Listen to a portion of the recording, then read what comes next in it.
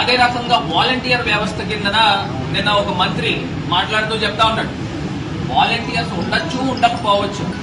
ఇదేం మాట, ఉండొచ్చు ఉండకపోవచ్చు అంటే? మీరు వాలంటీర్స్కి మేము 5,800 ఇస్తే మేము 10,000 ఇస్తామని చెప్పిన మాట చంద్రబాబు నాయుడు గారు కాదని అడుగుతా ఉన్నాం. మరి ఉండొచ్చు ఉండకపోవచ్చు అనే పదాలు ఎక్కడి నుంచి వస్తా ఉన్నాయి? ఎందుకు మాట్లాడుతూ ఉన్నారు? అంటే ఇది మొదటి మోసం చేసే కార్యక్రమం చేస్తాం. ఇవాళ మేము చెప్తా ఉన్నాము, ఒక నెల రోజులు అటు ఇటు కావచ్చుగా, ఖచ్చితంగా ప్రజల పక్షాన్ని నుంచుంటాం. ప్రజల పక్షాన్ని నుంచుని గొంతు లెగిసి మళ్ళీ మాట్లాడతాం. ప్రజల పక్షాన్ని నుంచుని చేతులు కలిపి ప్రజా పోరాటం చేస్తాం అవసరమైతే.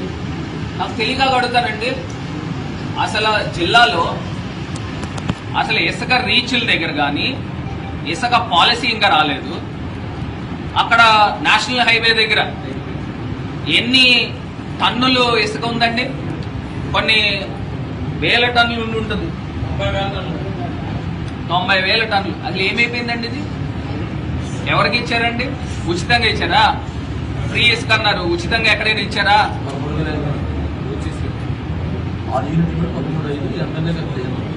13,500 అంట.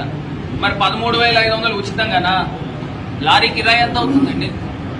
లోకల్గా అయితే మహా అయితే 2,000 అవుతుంది, 3,000 అవుతుంది. లోడింగ్కి మహా అయితే ఒక 500 అవుతుంది, 1,000 రూపాయలు అవుతుంది. ఈ 13,500 ఎక్కడికి వెళ్తుంది ఈ డబ్బు?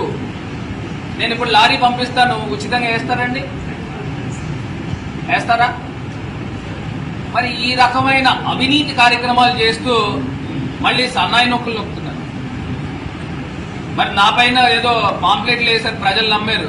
పాపం నేను నిజంగా 25% కమిషన్లు తీసుకుని ప్రజలు నమ్మారు. మరి మీ అధికారంలోకి వచ్చారు కదా, ప్రూవ్ చేయండి. నేను అప్పుడు ఛాలెంజ్ చేసి ఇప్పుడు ఛాలెంజ్ చేస్తున్నా. అంటే ప్రజలు నమ్మారు మీరు చెప్పిన మాటలు. నిజంగా నేనేంటో నాకు తెలుసు, పైన ఉన్న భగవంతుడికి తెలుసు.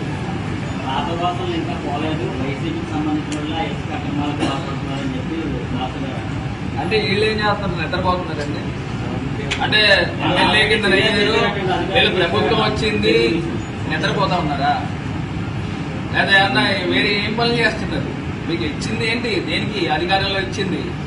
మేము 4 రోజుల పాటు మేమేం మాట్లాడలేదు కదా. మీరు ఏదో మంచి చేస్తారు, సరే ఏం చేస్తారో చూద్దామని మాట్లాడుతుంటే పాత వాసనలు ఇంటి కాకమ్మ కవులు ఎవరింటాడండి? నేను ఇందాక కూడా నేను గతంలో మా ప్రభుత్వంలో ఉన్నప్పుడు ఇసుక పైన 1,000 కోట్ల రూపాయలు ప్రభుత్వ ఖజానాకి ఆదాయం వచ్చింది.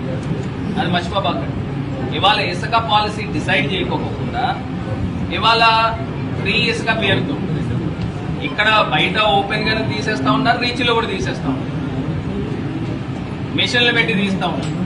మరి ఆ పాలసీ డిసైడ్ కాకుండా మరి ఏం చేస్తున్నారో మరి ప్రజలే దీన్ని గమనించాల్సిందిగా కోరుతున్నారు.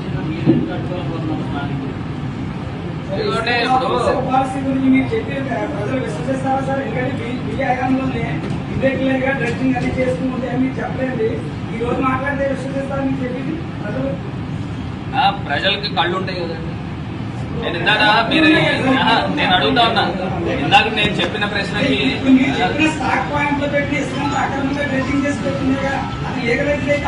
అక్రమంగా ఎలా చెప్తారు?